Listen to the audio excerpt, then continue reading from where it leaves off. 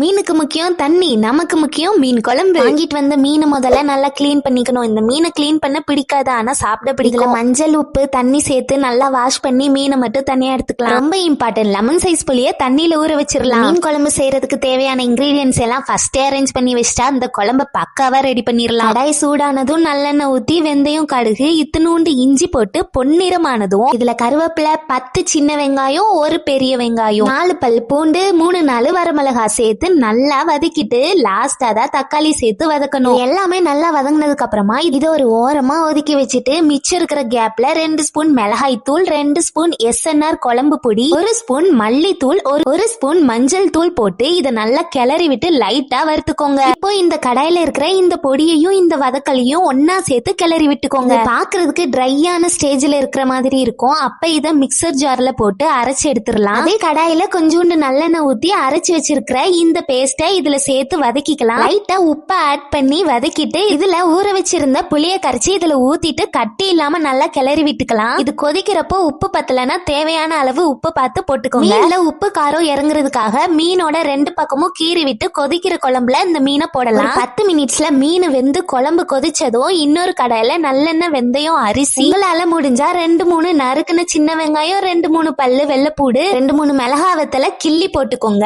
இது கூடவே கருவேப்பிலையும் போட்டு நல்லா தாளிச்சு இந்த குழம்புல ஊத்திக்கோங்க. குழம்பு டிஸ்டர்ப் பண்ணாம ஒரு 5 நிமிஷம் கழிச்சு ஓபன் பண்ணி பாருங்க, மீன் குழம்பு நல்லா கெட்டியா இருக்கும். இத சூடான சாதம் கூட இந்த மீன் குழம்பு ஊத்தி சாப்பிட்டு பார்த்தா அல்டிமேட்டான டேஸ்ட்ல இருந்துச்சு. ஒரு 2 மினிட்ஸ்ல குழம்பு கொதிச்சதும் கொத்தமல்லி தலை சேர்த்து குழம்ப மூடி போட்டு இறக்கிருங்க.